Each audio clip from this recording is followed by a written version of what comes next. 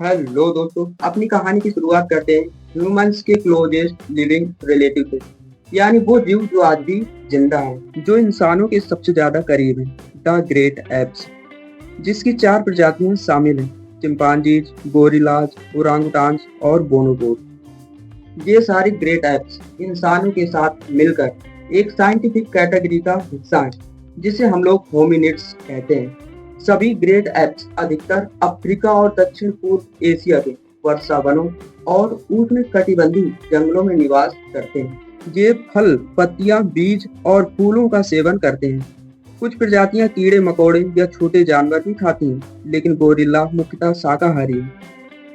हम सारे होमिनिड्स में बहुत सी सिमिलैरिटीज हैं, जैसे कि हम में से किसी की भी कोई पूंछ नहीं होती, या फिर हम सब में बाइपेडलिज्म देखने को मिलता है, यानी कि 2 पैरों पर चलना। वैसे तो ये इंसानों में ज्यादा देखने को मिलता है, लेकिन बाकी जो ग्रेट एप्स जैसे ओरांगुटान और गोरिल्ला, ये भी 2 पैरों पर चल सकते हैं। लेकिन इसके अलावा जो ब्लड ग्रुप टाइप्स हैं, A B O negative and positive, ये सारे ब्लड ग्रुप टाइप्स हम सारे होमिनिड्स में सेम है। हालांकि ये सारे ग्रेट एप्स इंसानों की तरह बोल नहीं सकते, लेकिन ह्यूमन साइन लैंग्वेज को जरूर समझ सकते हैं। रिसर्चर्स ने पाया है कि इन्हें भी टीवी देखना पसंद है और गुदगुदी करने पर इंसानों जैसी हंसने की आवाज निकलती है। यही कारण है कि इंसानों और चिंपांजीज का डीएनए 98 से 99% मैच करता है। सेकेंड स्टेज पर आते हैं गोरिल्लाज। 98% डीएनए इंसानों और गोरिल्लाज का सेम है। और तीसरे नंबर पर आते हैं ओरांगुटान्स, जिनका 97% डीएनए सिमिलर है। ये तो हो गई होमिनिड्स की कैटेगरी। इससे थोड़ा और डेप्थ में जाएं तो आती है होमिनॉइड्स की कैटेगरी। सभी होमिनॉइड्स की कैटेगरी में भी किसी के पास कोई पूंछ नहीं है और सभी के पास ट्राइक्रोमैटिक कलर विजन है, यानी कि जैसा हम देख सकते हैं वैसा ही सारे होमिनॉइड्स भी देख सकते हैं। इस कैटेगरी में ग्रेट एप्स के साथ साथ गिबन्स को भी ऐड किया गया है। गिबन्स छोटे आकार के होते हैं, इनके घुटने तक लंबे हाथ और पेड़ों पर झूलने में माहिर होते हैं। गिबन्स का 96% डीएनए इंसानों से मैच करता है। होमिनॉइड्स का विकास लगभग 20 से 25 मिलियन वर्ष पहले हुआ था। ये पुराने वर्ल्ड मंकीज से अलग हुए। इससे थोड़ा और पीछे जाने पर आती है एंथ्रोपॉइड्स की कैटेगरी। इसमें होमिनिड और होमिनॉइड्स के जीव के साथ साथ मंकीज को भी शामिल किया गया। एंथ्रोपॉइड्स का विकास लगभग 45 मिलियन वर्ष पहले मियोसीन युग में हुआ था। ये प्रारंभिक प्राइमेट से विकसित होकर विभिन्न महाद्वीपों में फैल गए। एंथ्रोपॉइड्स का मस्तिष्क अन्य प्राइमेट्स की तुलना में और विकसित हुआ। इनमें सीखने, स्मृति और समस्या समाधान की क्षमता अधिक विकसित हुई। एंथ्रोपॉइड प्राइमेट्स का एक उन्नत उपसमूह है, जिन्हें हायर प्राइमेट्स भी कहा जाता है।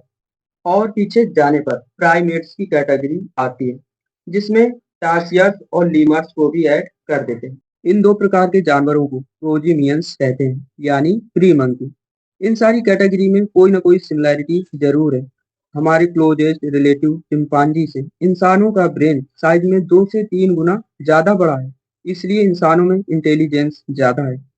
लगभग 25 मिलियन वर्ष पहले इवोल्यूशन में इंटरेस्टिंग पॉइंट तब आता है जब होमिनॉइड्स का जन्म होता है और पूंछ गायब हो जाती है कुछ प्राइमेट्स की।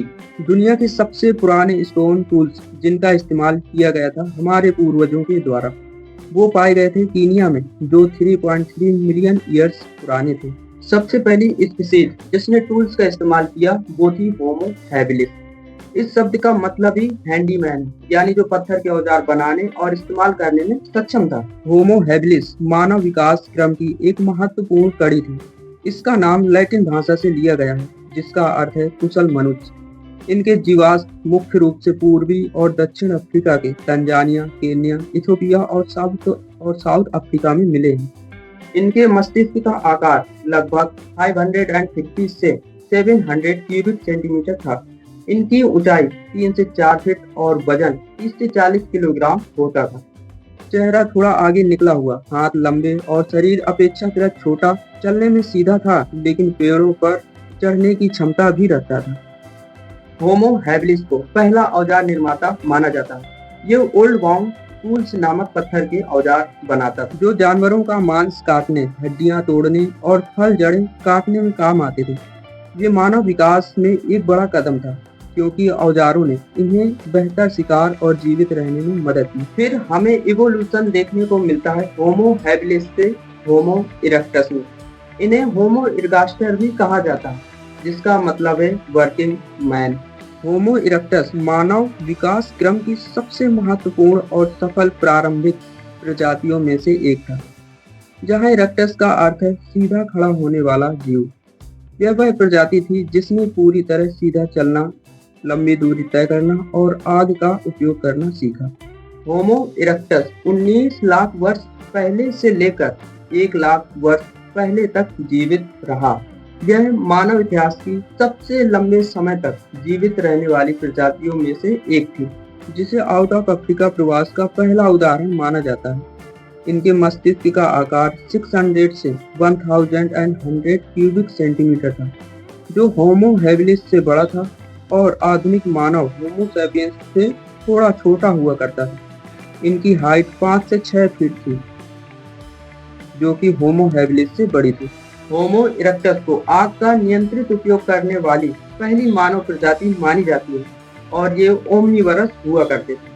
फाइनली इसके बाद एंट्री होती है होमो सैपियंस की, जिसके बाद होमो सैपियंस वह प्रजाति बनी जिससे आज के सभी आधुनिक मानव संबंधित हैं। होमो का अर्थ है मनुष्य और सैपियंस का अर्थ है बुद्धिमान, इसलिए होमो सैपियंस का मतलब है बुद्धिमान मनुष्य।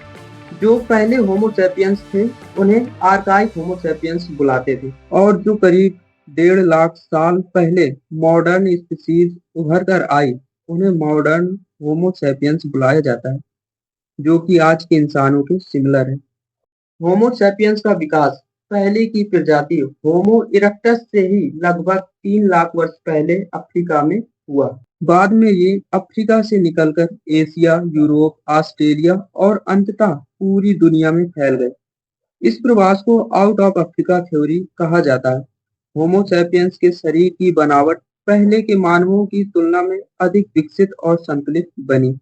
एक सवाल और उठता है कि क्या होमो सैपियंस में भी इवोल्यूशन मिल रही है, जिसका जवाब है बिल्कुल। इवोल्यूशन एक कंटिन्यूअस प्रोसेस है जो हमेशा चलता रहता है।